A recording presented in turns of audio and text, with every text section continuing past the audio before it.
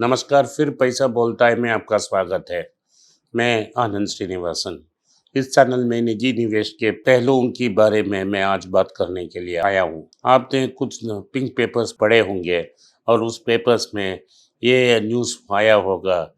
12 जनवरी को टीसीएस का board meeting है और उस बोर्ड मीटिंग में एक बाईबैक कंसिडर हो रहा है। लोग ये रिपोर्ट बोल रही है कि टीसीएस अपने मुनाफा से 16,000 लेके शेयर्स बाईबैक करेगी। तो ये बाईबैक क्या है, इससे किसको फायदा है और कि शेयर होल्डर्स पर इसका क्या इफेक्ट होगा, तो इन सब सवालों का जवाब मैं दूंगा। पहला आपको ये समझना चाहिए कि टीसीएस का मुनाफा साल में 10,000 करोड़ के ऊपर है। सो कम से कम टीसीएस 40,000 रुपया एक साल में मुनाफा कमाती है। इस साल में और ज़्यादा मुनाफा की आशंका है और ये जनवरी 12 दिन ही रिजल्ट्स आएगी, जिससे प्रॉफिट आफ्टर टैक्स का फिगर्स हमको मिलेंगे और हमको ये अनुमान कर सकते हैं कि कितना प्रॉफिट्स बढ़ा है, क्योंकि सभी आईटी कंपनियों का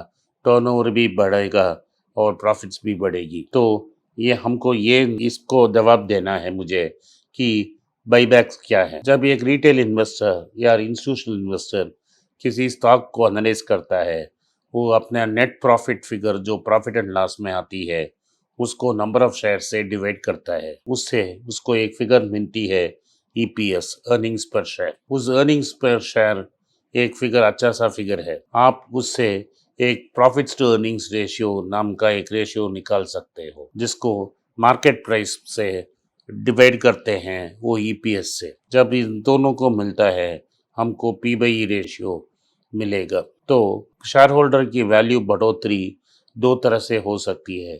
एक तो हम सब जानते हैं, मुनाफा बढ़ेगा तो ईपीएस बढ़ेगा, ईपीएस बढ़ेगा तो स्टॉक मार्केट में शेयर्स का प्राइस भी बढ़ेगा। लेकिन दूसरा एक राउंड अबाउट टेक्निक है, जब मुनाफा ईपीएस बढ़ेगी तो शेयर प्राइस बढ़ेगी।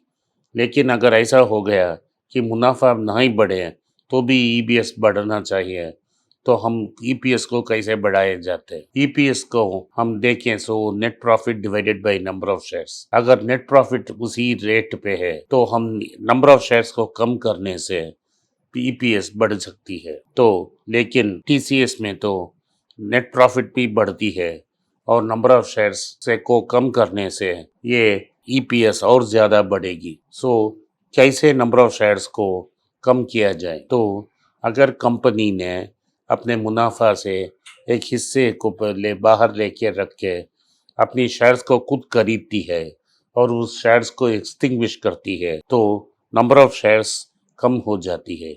जब नंबर ऑफ शेयर्स कम होती है, प्रॉफिट भी बढ़ता है, तो ईपीएस ज़्यादा बढ़ेगी और स्टॉक मोर वैल्यूबल हो जाती है। लेकिन क्यों टीसीएस और विप्रो शेयर बाईबैक अक्सर यूज़ करते हैं?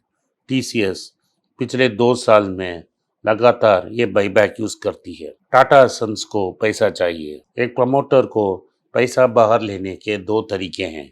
एक तो डिविडेंड देना, वो तो कंपनी देती ही रहती है। दूसरे शेयर बाईबैक। तो शेयर बाईबैक में क्या होती है, प्रो रेटा नंबर ऑफ शेयर्स रिड्यूस हो जाती है। तो टाटा के पास 71% था शेयर होल्डिंग। उनको ये चाहिए कि वो उनका शेयर होल्डिंग 71% ही रहे, लेकिन उनको पैसा मिल जाए। तो वो ये बाईबैक की हथियार वो यूज़ करती है। अगर बाईबैक में प्रो रेटा नंबर ऑफ शेयर्स एक्स बोलेंगे कि हमको x number of shares buyback करनी है, तो जो भी इस शेयर्स को टेंडर करता है उसको एक रेशियो मिलता है, उसी रेशियो से उस बाईबैक होती है। क्योंकि टाटा के पास 71% की शेयर्स है, 16,000 में 71% टाटा सन्स की शेयर ही खरीदी जाती है, तो 16,000 की 71% लगभग 12,000 हो जाएगी। तो इसमें 12,000 करोड़ रुपया टाटा सन्स के पास जाएगा। जब शेयर्स टाटा सन्स से टीसीएस के पास ट्रांसफर होगी, उसमें कोई नुकसान नहीं होगी, क्योंकि वो सब कैंसिल हो जाएगी और टाटा सन्स का वही शेयर रहेगा। तो नंबर ऑफ शेयर्स कम होते जाएंगे और टाटा सन्स का होल्डिंग 71% में ही रहेगा। तो टाटा सन्स का कंट्रोल कोई फिसलेगा नहीं, लेकिन जो पैसा है उसे वो बाहर लेके आएंगे। तो टीसीएस तो बहुत सारा डिविडेंड लेती है, लेकिन डिविडेंड सबको जाती है। लेकिन जब शेयर्स का मामला है तो सभी शेयर होल्डर अपना शेयर्स जमा नहीं करेगा बाईबैक को, तो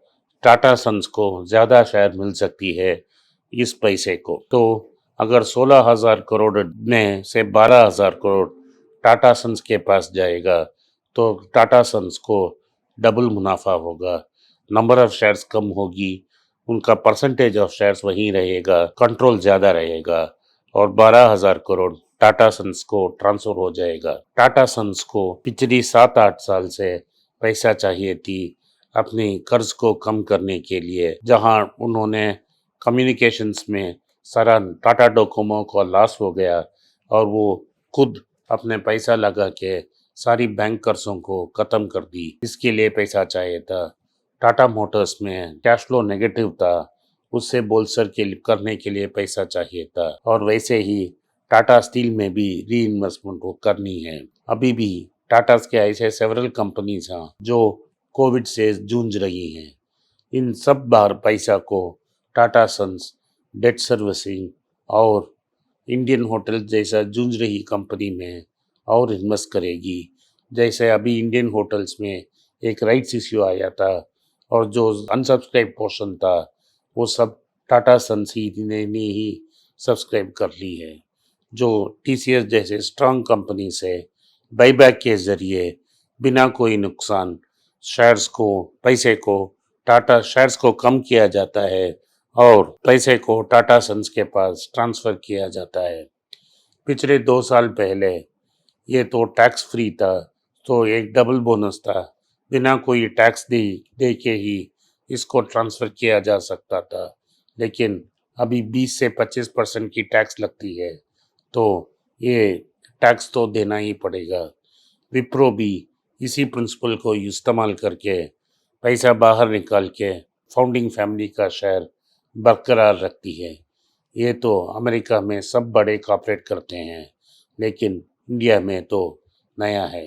धन्यवाद, नमस्कार, जय हिंद। नमस्कार, मेरा नाम आनंद श्रीनिवासन है और मैं एक पर्सनल फाइनेंस कंसल्टेंट हूँ। मैं 2 यूट्यूब चैनल चलाता हूँ पर्सनल फाइनेंस के बारे में। एक मनी पेज तमिल में है। मेरे बहुत से दोस्त बोले कि मैं हिंदी में एक चैनल शुरू करूं, तो मैंने एक पैसा बोलता है नाम का एक हिंदी चैनल शुरू किया है। मैं पर्सनल निवेश के बारे में ही बात करूंगा। आप उसको सब्सक्राइब करें, अपने दोस्तों को शेयर करें। अगर आप हिंदी नहीं जानते हैं तो पैसा करें, जो आपके दोस्त हिंदी जानते हैं उनको सब्सक्राइब करने के लिए आग्रह करें। धन्यवाद, नमस्कार। निवेश का बारे में, शेयर मार्केट का बारे में हर दिन हम अपडेट करेंगे पैसा बोलता है हिंदी चैनल में। आप लाइक करिए, शेयर करिए, सब्सक्राइब करिए।